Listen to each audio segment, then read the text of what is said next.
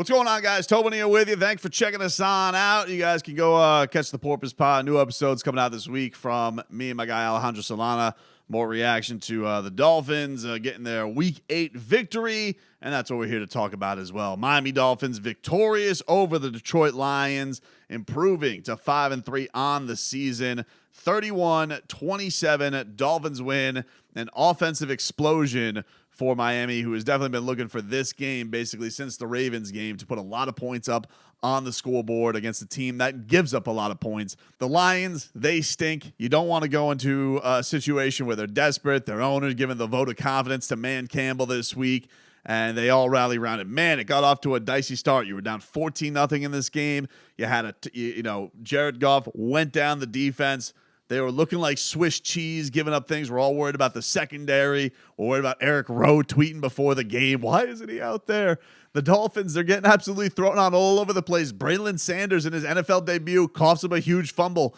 You're down 14-0. It really could have headed towards disaster. It really could have. And thankfully, the offense never shook, came through every single possession thereafter to go and bring this one to a 31-27 victory.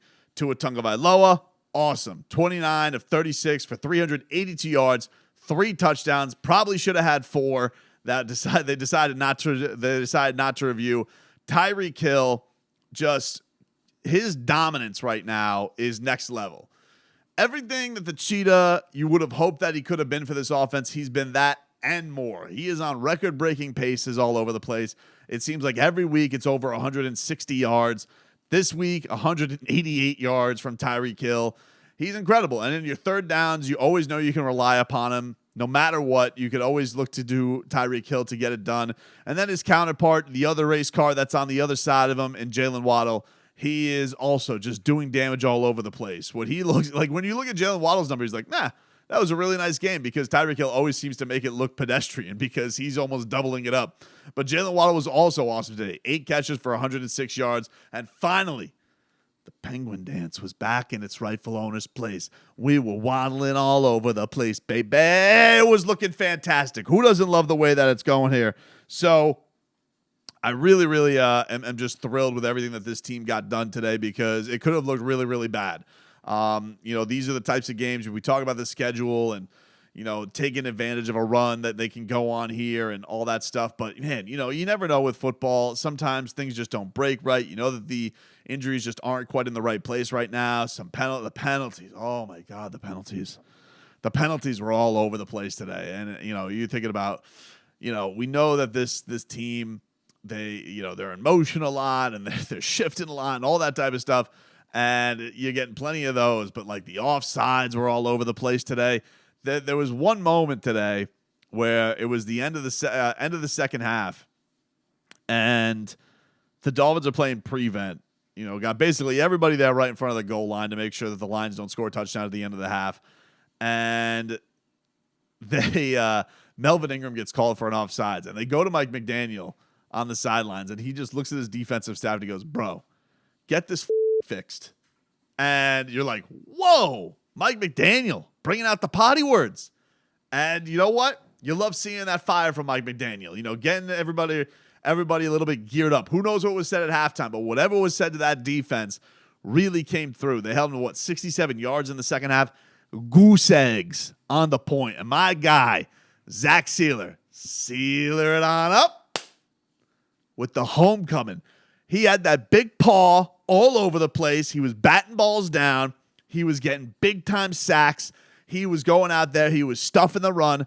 Zach Sealer came up in a big way in the second half, as did the rest of the defense. They really shut it down after Jared Goff looked comfortable, after he looked like he was, feeling free and easy. They were looking back to the Lions offense that was early on in the season. They got DeAndre Swift back. You're like, uh-oh, this could be a little bit of a handful. They were getting diced up, man.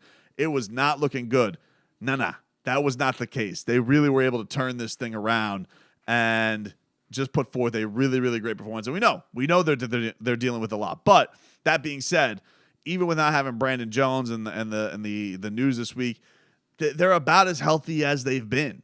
Thinking about getting Emmanuel Ogbah back, getting Kader Kohu with big breakup by Kader Kohu. What was a break? It was a nice little stop. Maybe it looked like a little shove ski, but then no, they go on the replay.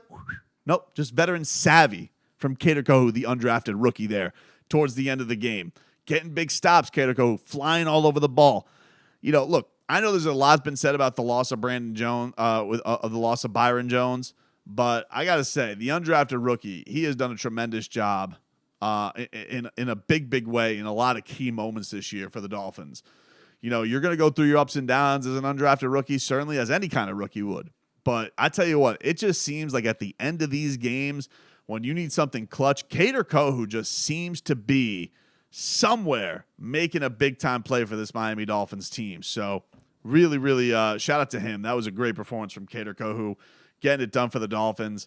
But, the game balls all really should go to the offensive side of the football. And Tua, for all this talk that they had this week, even James Lofton was trying to get into the old narratives about Tua's arm because there were some underthrown balls to Tyreek Hill earlier in the game. Well, that was underthrown. No, let's not talk about the 20-yard completion. Let's talk about not having a touchdown. Let's not talk about the 40 yards that they got in this play. Let's talk about it not being a touchdown. We can talk about all that stuff, but you're going to tell me how in this day and age with this league with the points being at a primo, Tua going out there and going 29 of 36 for 382 yards, 3 TDs. Who in the hell is not taking that? And yeah, he's buoyed by 2 great receivers. Maybe the best duo. Nay, they are the best duo in the league. They might be the best duo we've had down here since the Marks brothers. They might be better than the Marks brothers. Quite frankly, if you look at the numbers, maybe you want to sketch it back for past. Who knows? All I'm saying is these two are unstoppable. And they got a quarterback who can deliver them the football at a crazy rate. And the Dolphins, in games that he start and finished, 5-0 with Tua Tagovailoa. That's how important he is to winning. There's been, finally some growing narrative. If you listen out there, shh, very quiet in the Tua's sucks department. All right, tumbleweeds all around. You got Mac Jones getting booed off the field every single week, maybe getting pulled for Bailey Zappi, although shout out to them for beating the Jets. So good on you, Patriots. Old Mac Jones, number 85, a.k.a. Ocho Stinko. Mac Jones, better Alabama quarterback. Get the hell out of here. And Tua Tagovailoa, this guy, you think about having to deal with the injury that he dealt with earlier in the year.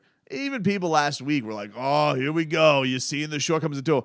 Oh, so sorry he can't take 3 weeks away from the game and then have a little bit of rust that he could shake off. Excuse him. Excuse him for needing a little bit of time to get back in rhythm. But neither you worry, neither here nor there, all right?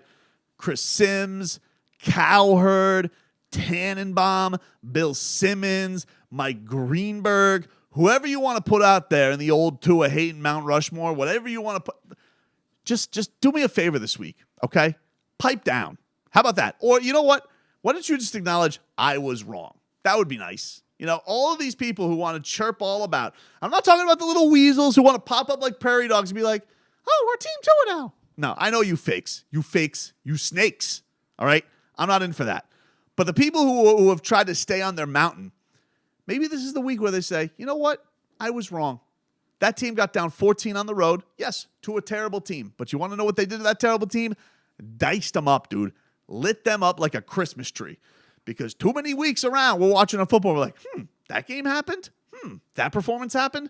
And this Lions team, you can say what you want to, but they've been close with a lot of teams, and they've had some teams looking real suspect. And now, all of a sudden, the Dolphins come in here, and they do what they're supposed to do, and it's not a big deal. I already can see how it's going to happen, dude. I already know the narrative before the narrative's been written, okay? I'm like a showrunner out here for debate talk shows.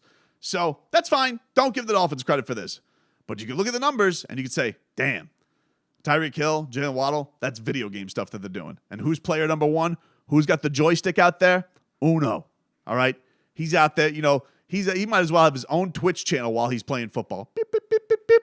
Pass to Tyreek Hill. Boop, boop, boop, boop, boop. Pass to Jalen Waddle. Boop, boop, boop, boop, boop. Over the middle of Gesicki. And by the way, Mike, very proud of you for not doing the gritty, my guy. Took great restraint. I know you wanted to really bad, But I feel like the only dance that this team should be known for is the waddle. And I was I can't tell you how happy the waddle makes my kids. You know, like I look at him like, look, he's doing the penguin dance. My son's out here laughing. He loves it. Who doesn't love Jalen Waddle doing the waddle? I hope that there's a lot of trick-or-treaters around there in South Florida, tomorrow on Halloween. I hope they're dressed like little penguins. I hope they waddle up. They say, bing bong, trick or treat. And if they're dressed like penguins, they do the Jalen Waddle dance. I hope you give them extra candy. That's what should happen, okay? Reward these good Dolphins around. All right, not these bandwagon jumpers all over the place. And, with this win, Miami just absolutely getting what they had to get done, improving to what they got to improve to in 5-3. But it was a fun one, man. Who doesn't love a good shootout win, right? It's nice to win a rock fight 16-10 over the Pittsburgh Steelers and sweating it out because you're hoping that, you can come up with some defensive turnover. But to get down in this game like they did on the road, this is what you want from your franchise quarterback. And he's shown it now a couple of times in big comeback situations, down 14 on the road, once against a good team, once against a stink team. But still, you want your quarterback to be able to erase the early mistakes of your team. And that's what this guy did. And yeah, he's got a hell of a receiver there in Tyreek Hill. But excuse me, but I was told, and I don't know if you guys got this memo, but I got this memo early in I was told Tyreek Hill was going to be a forgotten man. He was going to have regret leaving Kansas City, that he can't make an offense better. He was a product of the system.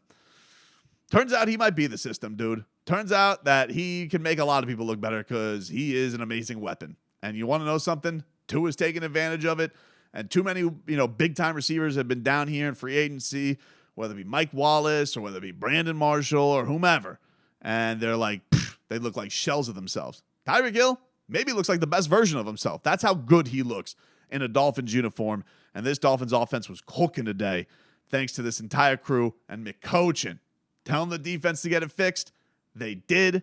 Got this team fixed, put up some points, and continue to roll on, dude.